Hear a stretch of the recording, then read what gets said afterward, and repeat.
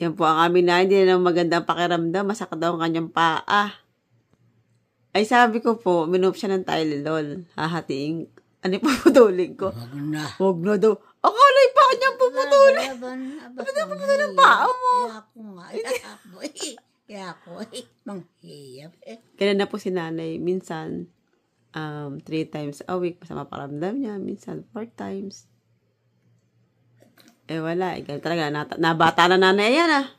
Malaga buhay yan ni nanay. Hi, nay. Masyado nga.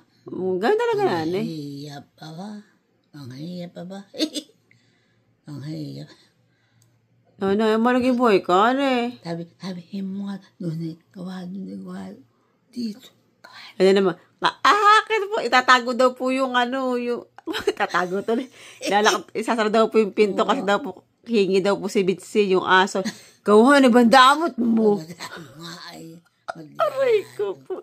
Talagang tubano po nanay namin.